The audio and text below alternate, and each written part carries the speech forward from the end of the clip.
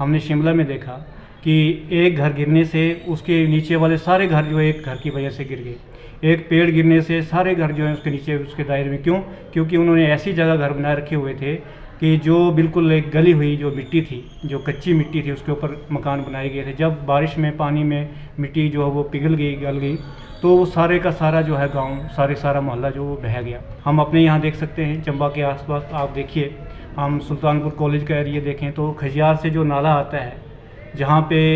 जब भी बारिश होती थी बरसात में तो पानी वहाँ से निकलता था, वहाँ पे हमारा कॉलेज बन गया है, वहाँ पे पूरा मोहल्ला बस गया है। हम हरदासपुरा में देखें, मुगला में देखें,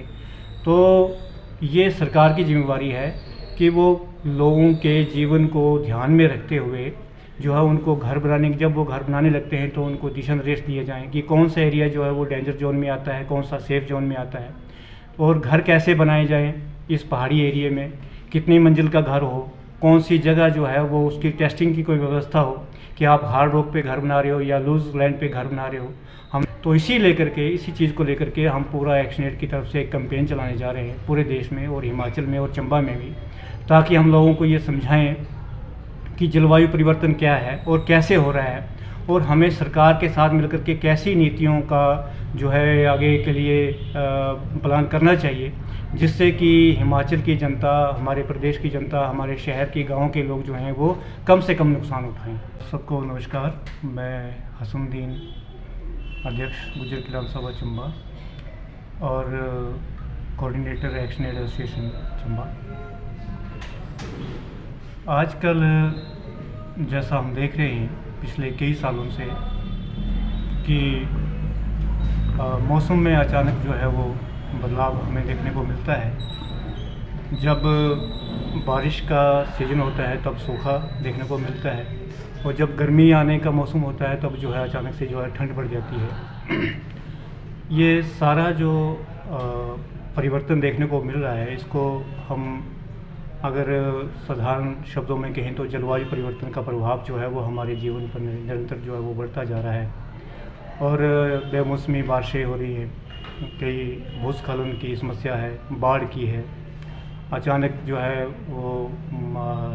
जैसे अभी अप्रैल तक आप देखें तो सर्दी जो है वो ख़त्म नहीं हो रही है, अभी भी स्वेटरें हमने पहनी है, और ये सीज़न जो है वह पूरा शिफ्ट हो रहा है। कम से कम 1-1.5 महीने का फ़र्क जो है हर साल हमें देखने को मिलता है। जब हमें ज़रूरत होती है फसलों में बारिश की, तब जो है सूखा होता है, और जब ये उम्मीद करते हैं कि हमारी फसलें पक कर तैयार हो गई हैं और अब इसे काटने का, वसूलने का टाइम है, तब बारिश हो जाती है। तो ये सारा जो है ये जलवायु परिवर्तन के कारण जो है वो हो रहा है। इसी चीज़ को लेकर के अभी हाल ही में शिमला कलेक्टिव और एक्शनेट एसोसिएशन की तरफ से एक 3 दिवसीय कार्यशाला का आयोजन किया गया, सेमिनार का, जिसमें उत्तराखंड, जम्मू कश्मीर, लद्दाख और हिमाचल,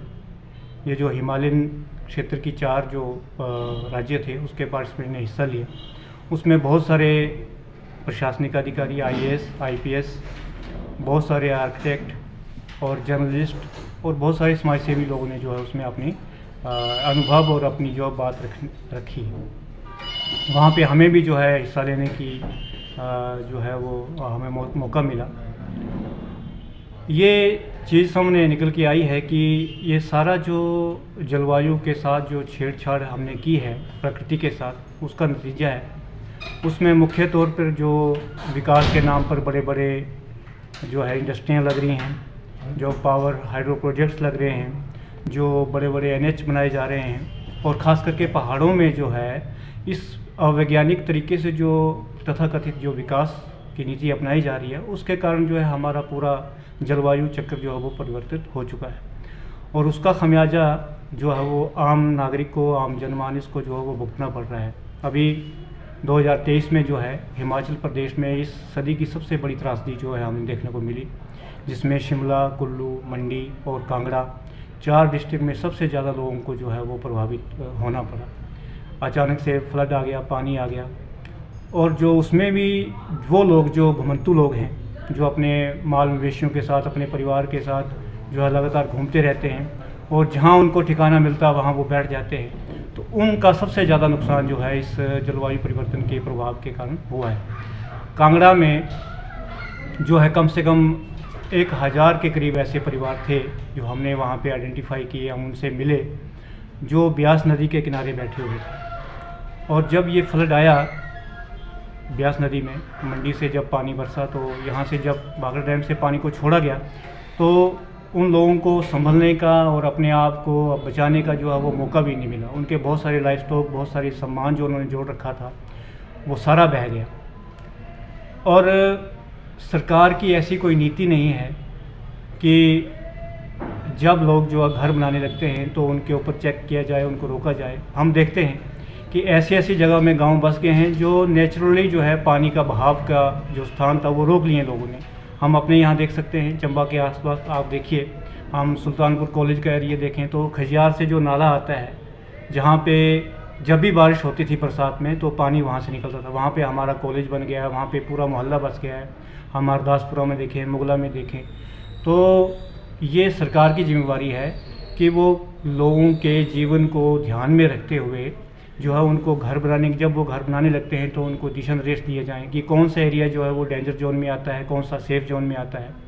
और घर कैसे बनाए जाएँ इस पहाड़ी एरिया में, कितनी मंजिल का घर हो, कौन सी जगह जो है वो उसकी टेस्टिंग की कोई व्यवस्था हो कि आप हार्ड रॉक पे घर बना रहे हो या लूज लैंड पे घर बना रहे हो। हमने शिमला में देखा कि एक घर गिरने से उसके नीचे वाले सारे घर जो है एक घर की वजह से गिर गए, एक पेड़ गिरने से सारे घर जो है उसके नीचे उसके दायरे में। क्यों? क्योंकि उन्होंने ऐसी जगह घर बनाए रखे हुए थे कि जो बिल्कुल एक गली हुई जो मिट्टी थी, जो कच्ची मिट्टी थी, उसके ऊपर मकान बनाए गए थे। जब बारिश में पानी में मिट्टी जो है वो पिघल गई, गल गई, तो वो सारे का सारा जो है गांव, सारा मोहल्ला जो वो बह गया। तो इसी चीज़ को लेकर के हम पूरा एक्शनेट की तरफ से एक कैंपेन चलाने जा रहे हैं पूरे देश में और हिमाचल में और चंबा में भी, ताकि हम लोगों को ये समझाएं कि जलवायु परिवर्तन क्या है और कैसे हो रहा है, और हमें सरकार के साथ मिलकर के कैसी नीतियों का जो है आगे के लिए प्लान करना चाहिए, जिससे कि हिमाचल की जनता, हमारे प्रदेश की जनता, हमारे शहर के गाँव के लोग जो हैं वो कम से कम नुकसान उठाएँ।